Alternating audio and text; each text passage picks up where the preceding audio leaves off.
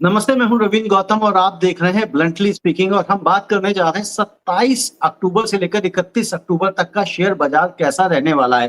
क्योंकि जो स्थितियां बन रही हैं, मार्केट में तेजी आई है और अगर हम 52 वीक्स का एक नया हाई बना, हालांकि जो लास्ट वाला जो सबसे हाई हमारा गया था 26,000 कुछ 27,000 कुछ था शायद, तो वो भी उसने तोड़ा नहीं है। लेकिन जिस तरह से सुभाष जी ने पिछले सप्ताह प्रिडिक्ट किया था, उन्होंने कहा था कि मार्केट ऊपर ही जाएगा, 26,000 को क्रॉस करेगा और मार्केट 26,000 को क्रॉस करके कर गई। और मुझे बिल्कुल ये डाइसी लग रहा था। हमने कहा सुभाष जी पता नहीं कहाँ और क्यों और कैसे बोल रहे हैं कि मार्केट 26,000 क्रॉस कर जाएगा। लेकिन सुभाष जी की प्रोडिक्शन तो सुभाष जी की प्रोडिक्शन है। और जब कहते हैं ना कि डेली की प्रोडिक्शन तो बहुत आसान होती है और जो वीकली प्रोडिक्शन है वो थोड़ी सी टफ हो जाती है। लेकिन सुभाष जी टफ गेम खेलते हैं और पिछले लगातार आप देख रहे हैं कि लगभग 2 सालों से हम लोग इस प्रोग्राम को कर रहे हैं और काफ़ी अच्छी आप लोगों का सराहना मिलती है और सुभाष जी के एनालिसिस को आप लोग सराहते हैं, देखते हैं, वेट करते हैं। तो आज हम लोग फिर ये 27 अक्टूबर से लेके 31 अक्टूबर का करेंगे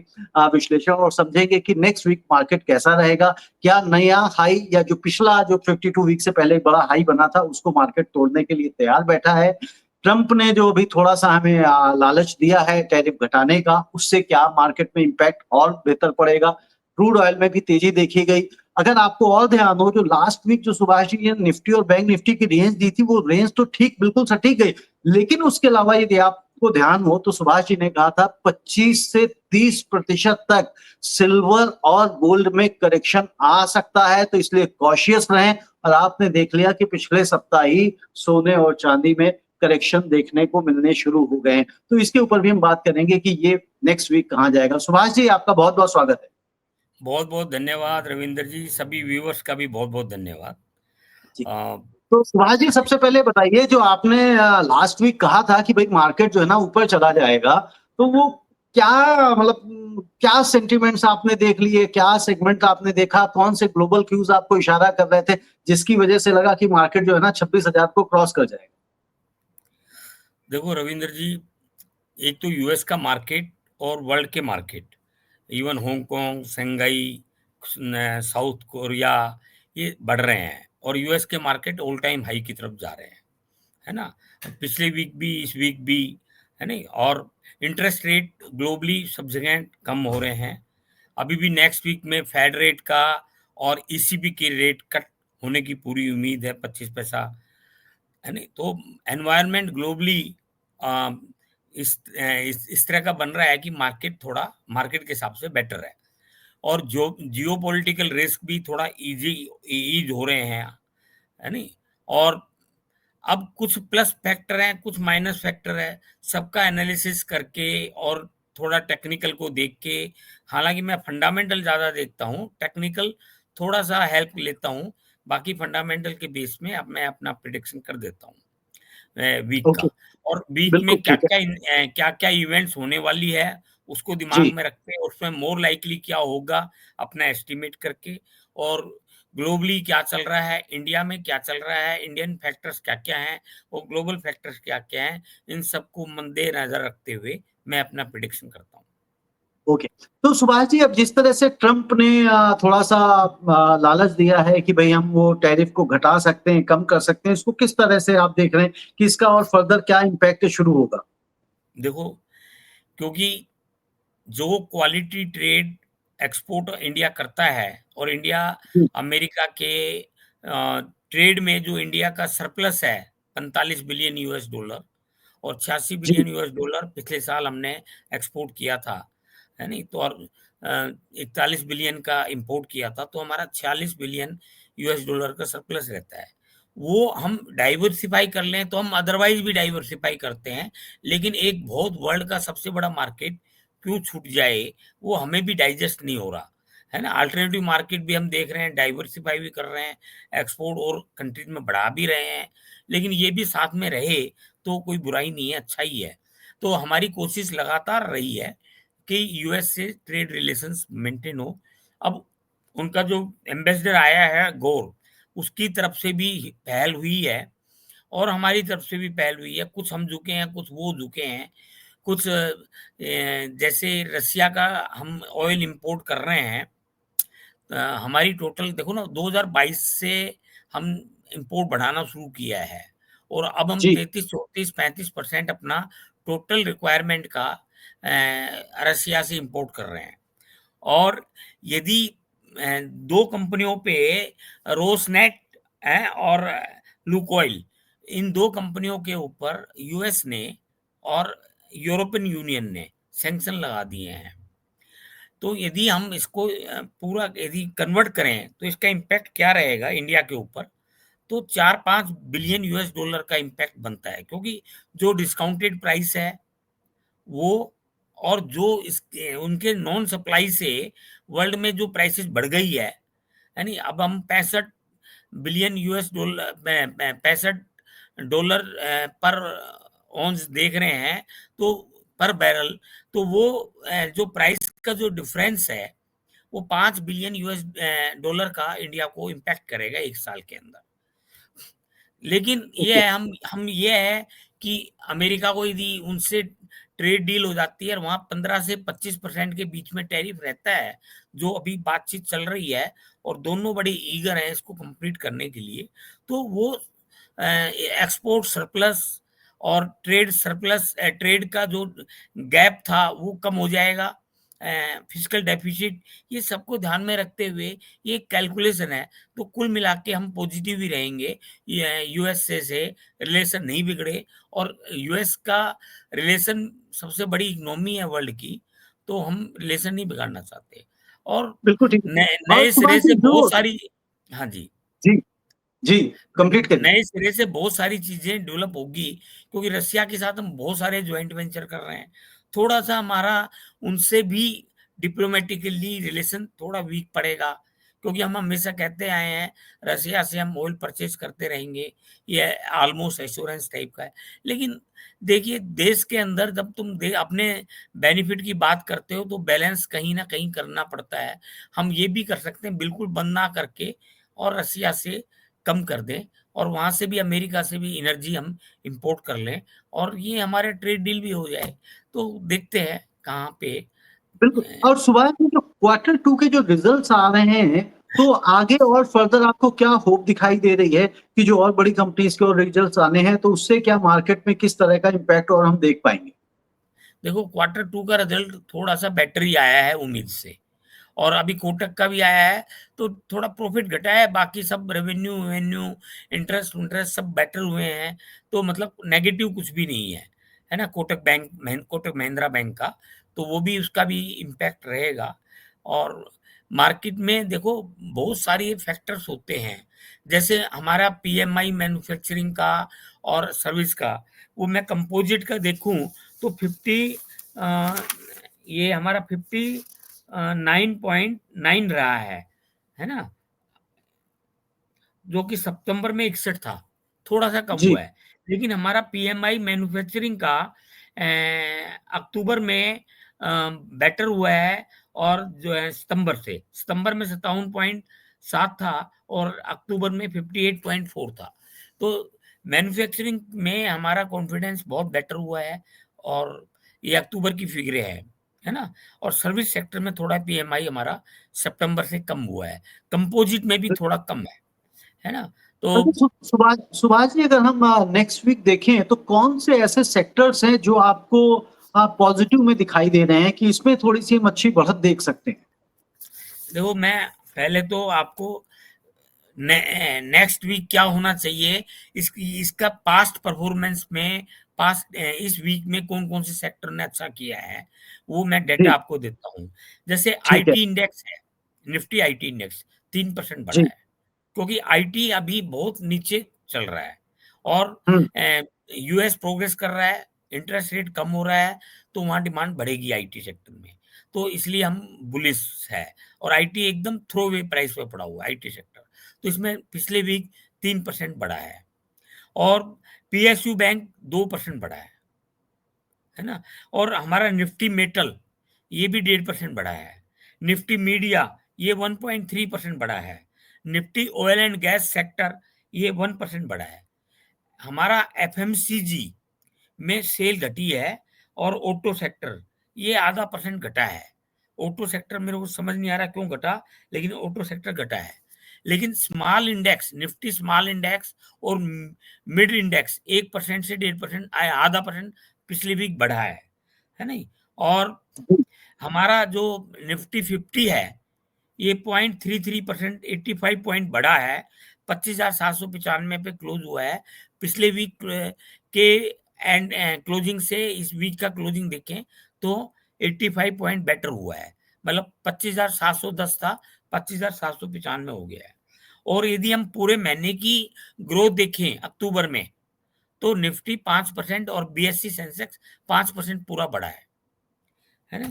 और जी। यदि हम इसको फिगर को देखें, एफआई की फिगर, तो 24 अक्टूबर को तो 621 करोड़ की एफआई ने बाइंग की है, और डोमेस्टिक इंस्टीट्यूशन ने 173 करोड़ की बाइंग की है नेट के अंदर कैश शेयर्स में। और अक्टूबर के पूरे महीने में देखें, शुरू में उनकी सेलिंग थी, बाद में बाइंग हुई, तो नेट में अभी तक 244 करोड़ की सेलिंग है एफआईआई की। और डोमेस्टिक इंस्टीट्यूशंस की हम नेट में बाइंग देखें 1 अक्टूबर से 24 अक्टूबर तक, तो 33,990 करोड़ की बाइंग हुई है। और यदि जी। हम 1 जनवरी से और 24 अक्टूबर तक की डोमेस्टिक इंस्टीट्यूशंस और एफआई की फिगर देखें, तो एफआई की सेलिंग हुई है 2,38,865 करोड़, और एफआई की बाइंग हुई है 6,09,497 करोड़।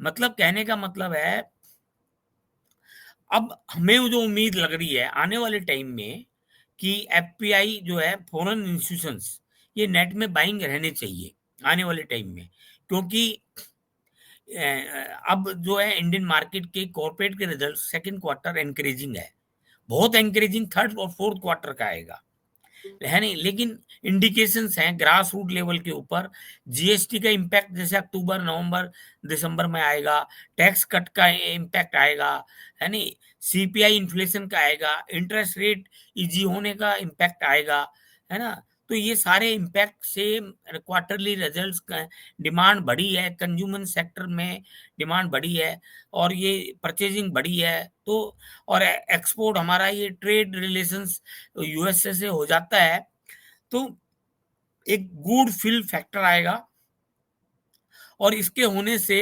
एफपीआई जो है दोबारा से दे विल री enter in the equity market.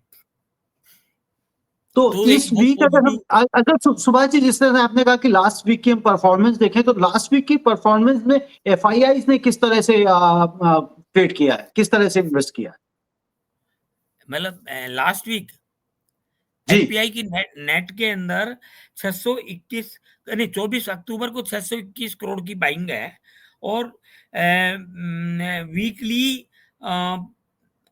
एकदम एग्जैक्ट फिगर मेरे पास नहीं है, मेरे को चेक करना पड़ेगा। जी। डोमेस्टिक तो बाइंग ही है, और इसकी भी 300 करोड़ समथिंग की बाइंग है ओके। नेट में। ओके। हाँ तो यानी वीकली। कि ओवरऑल एफआईआई लौट रहे हैं मार्केट में।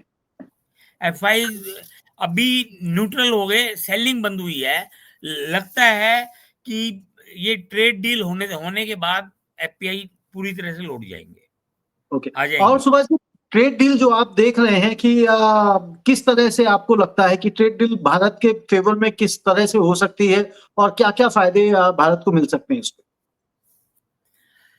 देखो, 500 बिलियन यूएस डॉलर का 2030 तक टारगेट है टोटल ट्रेड का।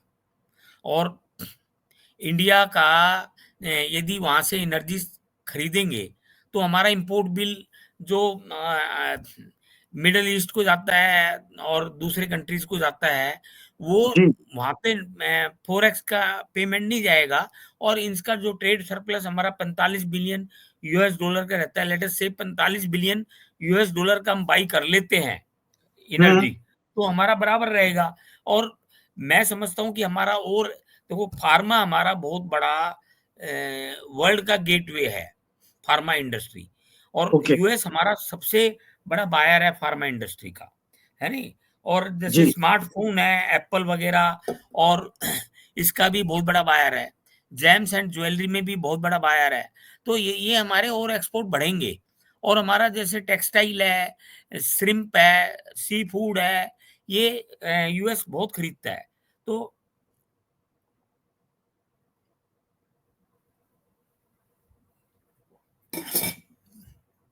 हमारा इनमें इनको एक्सपोर्ट होता है तो क्वालिटी एक्सपोर्ट है।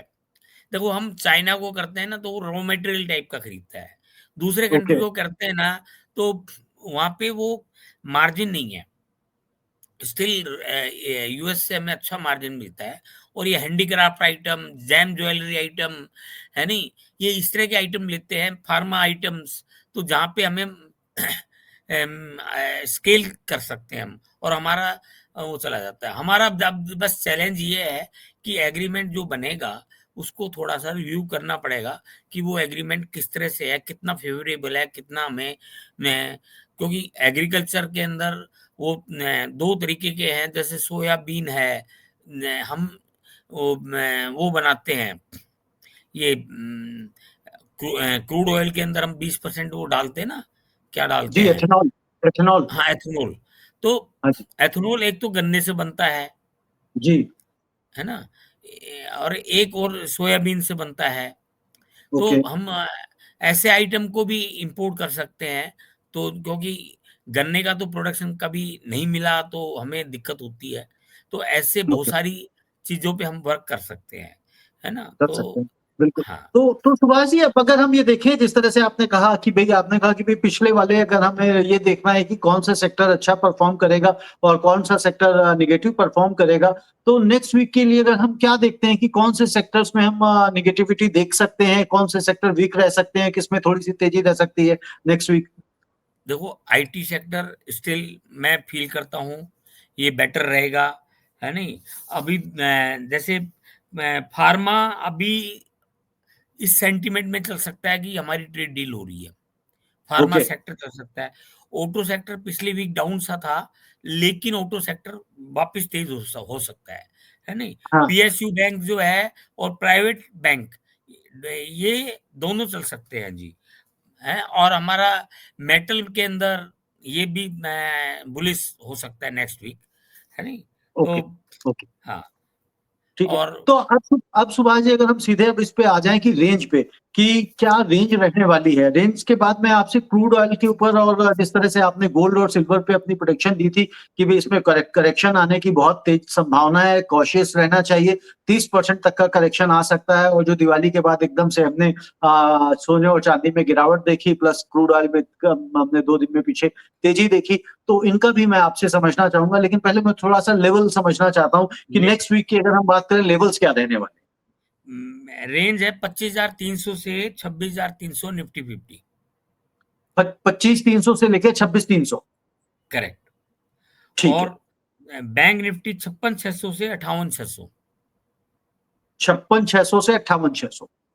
क्योंकि ठीक मैं है। समझता हूँ मंडे को थोड़ा सा वीक रह सकता है नहीं? एक दो दिन वीक रह सकते हैं, फिर मार्केट फिर बेटर हो जाएगा, है ना? तो ओके। दोनों लेवल इंपॉर्टेंट है, नीचे की तरफ भी ठीक है। जाएगा मार्केट, ऊपर की तरफ भी आएगा। बिल्कुल, यानी कि 25,300 से 26,300 निफ्टी रह सकता है, और 56,800 से 58,800 बोला ना वैसे? 56,600 से 58,600। 56,600 से 58,600 बैंक निफ्टी। अब अगर हम ये देखें कि जो क्रूड ऑयल में हमने पिछले 2 दिनों में तेजी देखी है, उसके पीछे क्या कारण है, और क्या भी ये तेजी और जाएगी, या वापस अभी ऊपर आया है फिर नीचे चला जाएगा? देखिए, रसिया का जो है ना मेन ऑयल प्रोडक्शन, दो ये कंपनी करती थी, रोसनेफ्ट जी। And Lukoil. इसका 57% प्रोडक्शन होता है, तैतालीस हम्म। परसेंट दूसरी कंपनियां करती है। तो इन दोनों को इन्होंने सैंक्शन लगा दिया। तो जी। एक इतना ऑयल की जो सप्लाई करती है, 3 मिलियन बैरल पर डे का सप्लाई करती थी है रसिया, जी। है ना, प्रोडक्शन जी। करती है।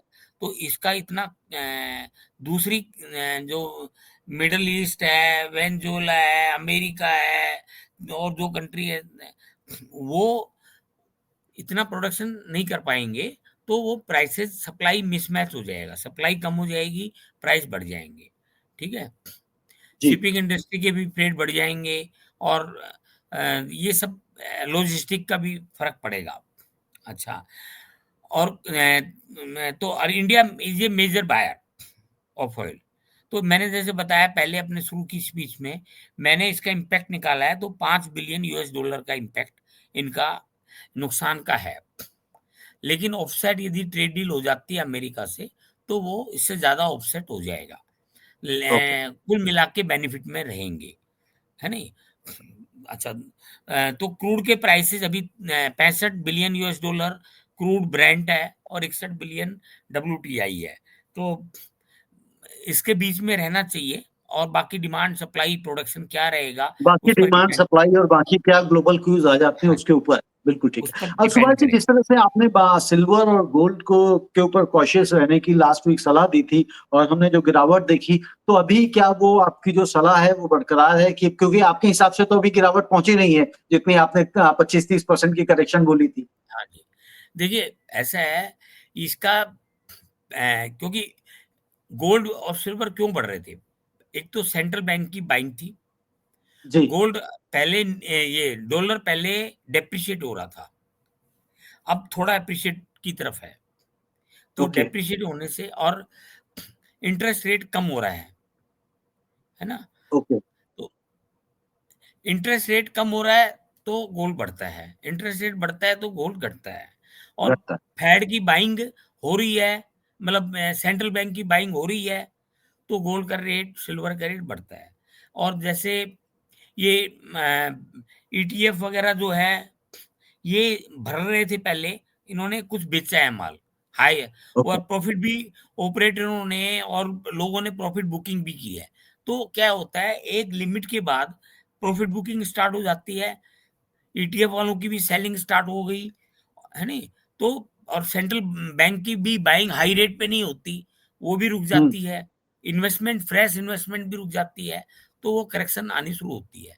और एक बार ये मीटर करेक्शन का स्टार्ट होता है, तो जो न्यूट्रल प्लेयर है, वो जो ट्रेंड के हिसाब से चलते हैं, वो तेज है तो बाई करते रहते हैं, डाउन है तो वो सेल कर देते हैं, तो उनका झुकाव ट्रेंड के हिसाब से आ जाता है। तो अभी मैं डिफिकल्ट है कि कब कितना घटेगा, लेकिन ये है कि टॉप से 25-30% गोल्ड और सिल्वर घटना चाहिए घटना फंडामेंटल। चाहिए। बिल्कुल ठीक है सुभाष जी, मैं समझता हूँ जो आज का एनालिसिस है दर्शकों को पसंद आएगा हमेशा की तरह। और मैं एक बार रेंज दोबारा से रिपीट कर रहा हूँ दर्शकों के लिए। निफ्टी आपने बोला 25,300 से लेकर 26,300 के बीच में रहने की संभावना है, और बैंक निफ्टी 56,600 से लेकर 58,600 के बीच में रहने की संभावना है। तो जो हमारे दर्शक इस कार्यक्रम को देखते हैं, हम हमेशा कहते हैं कि ये सिर्फ और सिर्फ जो एनालिसिस है, ये आपकी अवेयरनेस के लिए है, फाइनेंशियल लिटरेसी को बढ़ाने के लिए, ताकि आप शेयर मार्केट को अच्छे से समझ सकें। हम किसी तरह से खरीदने या बेचने की सलाह नहीं देते हैं। यदि आपको कोई ट्रेडिंग करनी है, कोई इन्वेस्टमेंट करनी है, तो आपको अपनी वित्तीय सलाहकार से सलाह अवश्य लेनी चाहिए। और यदि आपके पास कोई वित्तीय सलाहकार नहीं है, फाइनेंशियल एडवाइजर नहीं है, आप तो एसएमसी ग्रुप से भी संपर्क कर सकते हैं। आप इसी तरह से हमारे कार्यक्रम को सराहते रहिए, इस कार्यक्रम को ज़्यादा से ज़्यादा शेयर करिए, दर्शकों को तक पहुँचाइए, अपने मित्रों तक पहुँचाइए, और हमारे चैनल को सब्सक्राइब भी करते चलें। सुभाष जी, आपका भी बहुत-बहुत धन्यवाद। नमस्ते। बहुत बहुत धन्यवाद जी, बहुत बहुत सभी व्यूअर्स का बहुत बहुत धन्यवाद। जी।